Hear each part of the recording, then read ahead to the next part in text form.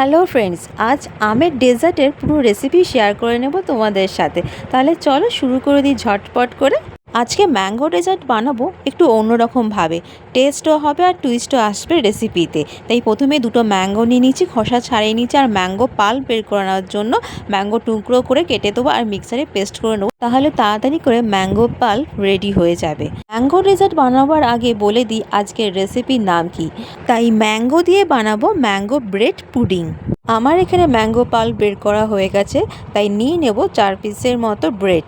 আর এই স্লাইস করা ব্রেডের কোণগুলো বেশ ভালো করে কেটে আলাদা করে রেখে দেবো। স্লাইস করে রাখার ব্রেডের কোণগুলো কেটে নেওয়ার পর একটা ননস্টিক প্যানে বাটার নিয়ে নেব দুটো কিউবের মতো করে, বেশ ভালো করে মেল্ট করে গলিয়ে নেব। তারপর স্লাইস করে রাখা পাউরুটি বা ব্রেড মেল্টেড বাটারের মধ্যে বেশ ভালো করে টোস্ট করে নেব, এপিঠ ওপিঠ বেশ একটু লালচে ভাব চলে আসবে। আর ভালো করে টোস্ট হয়ে এলে বা বাটারের ফ্রাই হয়ে এলে তুলে রেখে দেবো আলাদা করে। এখন আর ব্রেডের কোনো কাজ নেই, রেখে দেবো সাইডে। ব্রেড টোস্ট করা হয়ে গেলে এবার বসিয়ে দেবো ম্যাঙ্গো পুডিং। আর এই ম্যাঙ্গো পুডিং বানানোর জন্য অবশ্যই লাগবে 1 প্যাকেট দুধ, বেশ ভালো করে ঘন করে ফুটিয়ে নেব। আর মিষ্টির জন্য দিয়ে দেবো 2 চামচ করে চিনি।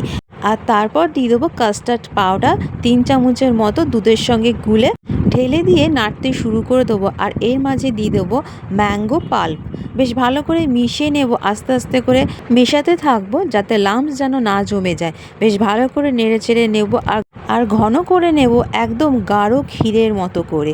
তাই ভালো করে নেড়ে চেড়ে মেশাতে থাকবো, লাম্পস যেন না থাকে। একদম পুরো গাঢ় হয়ে গেলে গ্যাস করে দেবো অফ, ঠান্ডা করতে দিতে হবে বেশ ভালো করে। এবার প্লেটিং করে নেব স্টেপ বাই স্টেপ। তাই মাঝখানের মিডিলে দিয়ে দেবো ম্যাঙ্গো পুডিং, তার উপরে ব্রেড রেখে দেবো। ব্রেডের ওপরে ফিরনি করে রেখেছিলাম, প্লেন নর্মাল যে ফিরনি হয়। এর আগে একবার ফিরনি রেসিপি ট্রাই করে দেখিয়েছিলাম, তাই আর নতুন করে ফিরনি রেসিপি দেখালাম না।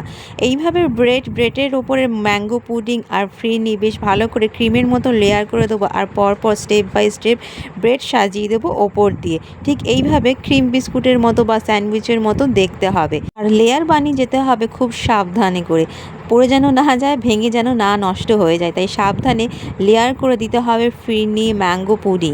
ঠিক কেকের মতো করে ডেকোরেশন করে দিতে হবে, কেকের যেরকম চারপাশে লেয়ার করে দিতে হয় ক্রিম দিয়ে, ঠিক তাই এখানে ক্রিমের বদলে লেয়ার বানিয়ে দিচ্ছি ম্যাঙ্গো পুডিং আর ফিরনি দিয়ে। তাই প্রথমে ম্যাঙ্গো পুডিং দিয়ে ব্রেডের চারপাশ দিয়ে লেয়ার বানিয়ে দেবো সমান করে, আর ব্রেডের ওপরে ফিরনি দিয়ে কোট করে দেবো। একদম সমান করে ফিরনির লেয়ার বানিয়ে দেবো। আরও যাতে দেখতে ভালো হয় এই ম্যাঙ্গো ব্রেড পুডিং, তার জন্য আমি স্পেশালি পাকা আমের চির তুলে সরু সরু করে কেটে নিয়েছি। আর এই সরু সরু চিরগুলো দিয়ে বেশ ভালো করে ওপরে ডেকোরেশন করে দিয়েছি। আর দিয়ে দিয়েছি ড্রাই ফ্রুট, পেস্তা, কাজু, কিশমিশ, যা খুশি ইউজ করতে পারো ওপরে ডেকোরেশনের জন্য। আর তার সাথে সাথে তৈরি হয়ে গেল ম্যাঙ্গো ব্রেড পুডিং। আজকের এই ম্যাঙ্গো ব্রেড পুডিং এইভাবে সার্ভ করলে চলবে না, ফ্রিজে রেখে দিতে হবে 30 মিনিটের মতো বা 15 থেকে 20 মিনিটের মতো। বেশ সেট হয়ে যাবে তখন সার্ভিং করতে হবে, একদম পুরো কেকের মতো সেট হয়ে যাবে। যখন mango bread pudding piece piece করে সার্ভ করবে তখন নষ্ট হবে না, পুরো কেকের মতনই থাকবে। এইবার টেস্টে চলে আসি। ম্যাঙ্গো ব্রেড পুডিংয়ের টেস্ট ভালো লেগেছিল। ব্রেড ফ্রাই করেছিলাম মেল্টেড বাটার দিয়ে, তার একটা সল্টিনেস, আর ম্যাঙ্গো পুডিং আর ফিরনির একটা সুইটনেস, বেশ ভালো লেগেছে টেস্টের কম্বিনেশন। তাহলে কেমন লাগলো প্লিজ কমেন্ট করে জানাবে, লাইক করে দিও অবশ্যই, সাবস্ক্রাইব করে রেখো অ্যান্ড ফলো করে রেখো। আজ তাহলে আসি, দেখা হবে আবার আরও একটা নতুন রেসিপির সাথে। তখন সুস্থ থেকো, ভালো থেকো, সাবধানে থেকো, টাটা।